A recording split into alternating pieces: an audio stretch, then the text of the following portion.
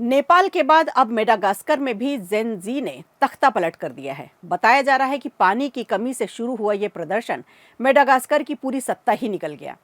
तो क्या है इसके पीछे की वजह? क्या यही है नए वर्ल्ड ऑर्डर का आगाज? एक नज़र इस पर भी इस वीडियो में इस बारे में आगे चर्चा करेंगे। वहीं दूसरी तरफ बिहार की राजनीति में एक नया तीसरा फ्रंट तैयार हो गया है। बताया जा रहा है कि स्वामी प्रसाद मौर्य और ओवैसी साथ चुनाव लड़ने वाले हैं।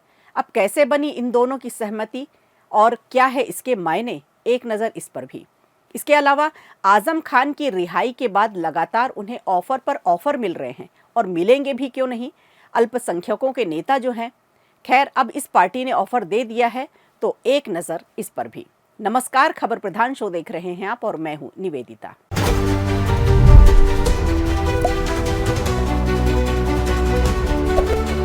नेपाल के बाद अब अफ्रीका के देश मेडागास्कर में भी जेन जेड की क्रांति ने तख्ता पलट कर दिया है। राष्ट्रपति एंड्री राजोएनिला देश छोड़कर भाग चुके हैं और सड़कों पर अब सत्ता जनता के हाथों में है।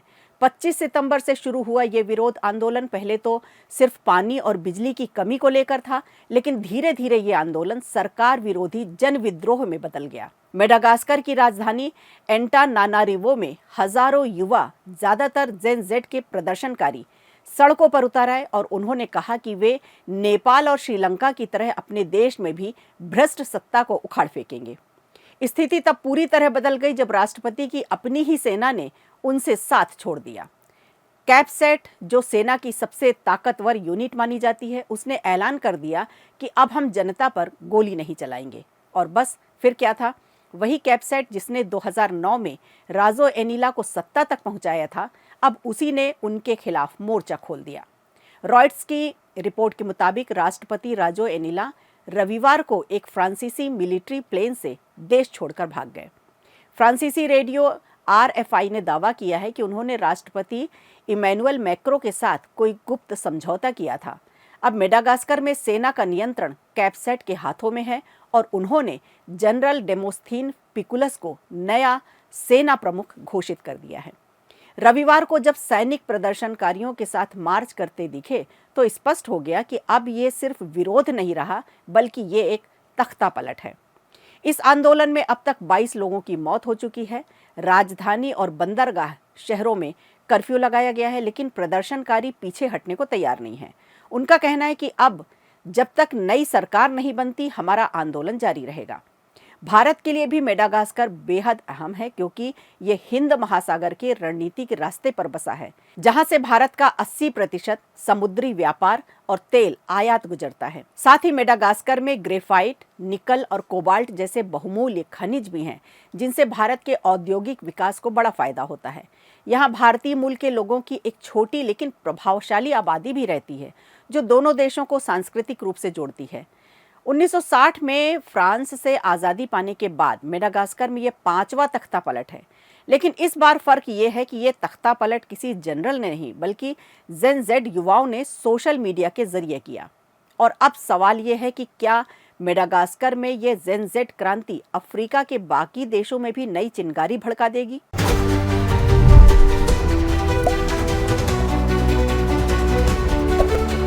बिहार विधानसभा चुनाव 2025 अब पूरी तरह से गर्म हो चुका है।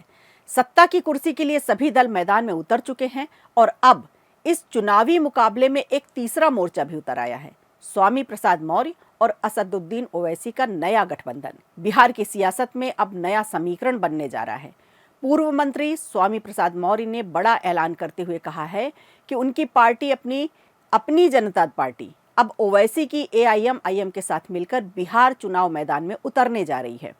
दोनों दलों ने एक साथ चुनाव लड़ने की घोषणा की और दावा किया कि ये गठबंधन राज्य की राजनीति में किंग मेकर की भूमिका निभा सकता है। AIMIM के बिहार प्रदेश अध्यक्ष अख्तरुल ईमान ने महागठबंधन पर निशाना साधते हुए कहा कि हमने सिर्फ 6 सीटें मांगी थी ताकि वोट बिखरे नहीं, लेकिन हमें मजबूर किया गया। तेजस्वी यादव पर ऊपर से दबाव है कि वे विपक्ष में ही रहें। उन्होंने कहा है कि बिहार में 18% माइनॉरिटी वोटर्स की अनदेखी की जा रही है और लालू प्रसाद यादव की राजनीति, जो कभी माय समीकरण पर चलती थी, अब उसमें से M यानी मुस्लिम वोट को पूरी तरह बाहर कर दिया गया है। वहीं एआईएमआईएम के इस कदम पर कांग्रेस नेता उदित राज ने तंज कसा है। उन्होंने कहा है कि जहां चुनाव होता है वहां ओवैसी पहुंच जाते हैं, धार्मिक भाषण देकर वोटों का ध्रुवीकरण करते हैं और अंत में इसका फायदा बीजेपी को मिलता है। लेकिन कहानी यहीं खत्म नहीं होती। बहुजन समाज पार्टी बीएसपी ने भी एकला चलो का रास्ता अपनाया है और अकेले दम पर चुनाव मैदान में उतरने का ऐलान किया है। वहीं यूपी में बीजेपी की सहयोगी रही ओम प्रकाश राजभर की पार्टी सुभा सपा ने भी नाराज होकर बिहार की 153 सीटों पर चुनाव लड़ने का ऐलान कर दिया है। राजभर का कहना है कि बिहार बीजेपी नेताओं ने केंद्रीय नेतृत्व को गलत फीडबैक दिया है और अब इसकी सजा बिहार की जनता भुगतेगी।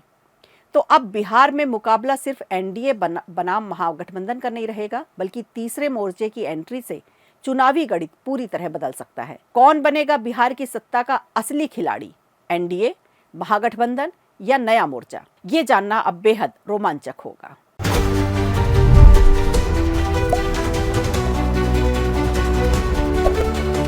उत्तर प्रदेश की सियासत में एक बार फिर हलचल मच गई है।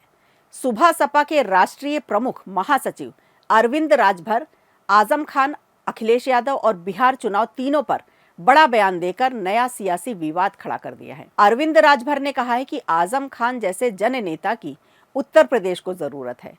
पिताजी के ठीक होते ही हम रामपुर जाकर आजम खान से मुलाकात करेंगे। उन्होंने ये भी कहा कि अगर आजम खान सुभा सपा में शामिल होना चाहे तो पार्टी उन्हें बहुत बड़ा सम्मान देगी। राजभर ने समाजवादी पार्टी प्रमुख अखिलेश यादव पर सीधा हमला बोलते हुए कहा कि अखिलेश आजम खान को साइड करना चाहते थे। जब आजम खान जेल में थे तब अखिलेश को उनकी कोई चिंता नहीं थी। राजभर ने दावा किया कि अखिलेश ने कहा था कि आजम खान सिरदर्द बन गए हैं। उन्होंने ये भी कहा कि अखिलेश का आजम के घर जाना सिर्फ एक दिखावा था। राजभर ने आगे कहा कि आजम खान का मन समाजवादी पार्टी से भर चुका है, इसलिए उन्होंने मायावती के पक्ष में बयान दिया। उन्होंने कहा कि पार्टी के अंदर सब कुछ ठीक नहीं चल रहा है। यहाँ तक कि शिवपाल यादव ने भी कहा था कि समाजवादी पार्टी बीजेपी की बी टीम की तरह काम कर रही है।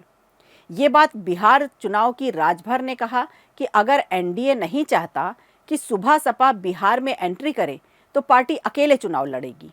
उन्होंने कहा कि सुभा सपा पहले भी अकेले चुनाव लड़कर वोट पा चुकी है, इस बार भी बिहार में अपनी ताकत दिखाएगी।